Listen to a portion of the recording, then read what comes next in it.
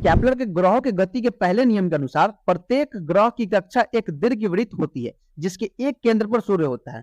Kepler ने 1609 में अपना पहला नियम प्रकाशित किया और 2000 साल से अधिक पुरानी धारणा को तोड़ दिया कि कक्षाएं पूर्णवृत्त है। इस सिद्धांत ने भूकेंद्रिक टॉलमिक प्रणाली और कोपर्निकस द्वारा प्रस्तुत हेलियोसेंट्रिक मॉडल दोनों में गंभीर समस्या पैदा की। इन मॉडल ने आकाशीय पिंडों की गति के अपने विवरण में मंडलियों की एक जटिल बातचीत का अनुमान लगाया।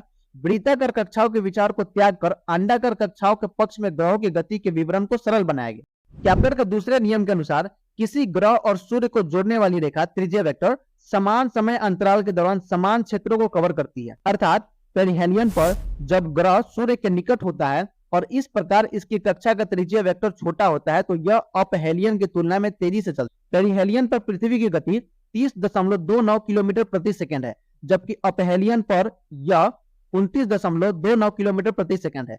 बुध की कक्षा अधिक विलक्षण है, इसलिए इसकी कक्षीय गति पेरिहेलियन पर 58.98 किलोमीटर प्रति सेकंड और अपहेलियन पर 38.86 किलोमीटर प्रति सेकंड है।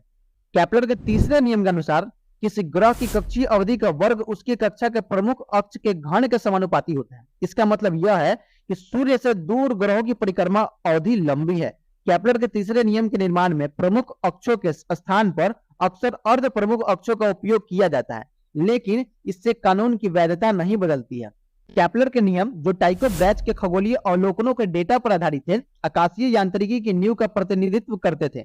तीन कानूनों ने आइजैक न्यूटन के गुरुत्वाकर्षण के सिद्धांत के लिए एक आधार भी प्रदान किया जो ग्रहों की गति की भौतिकी को समझाता है। बुध जो सूर्य का सबसे निकटतम ग्रह है, जिसकी परिक्रमा अवधि लगभग 88 पृथ्वी दिवस है, पृथ्वी की कक्षीय अवधि 365 दिन है, जबकि सौरमंडल का सबसे बाहरी ग्रह नेपच्यून की परिक्रमा अवधि 160 पृथ्वी वर्ष से भी अधिक है।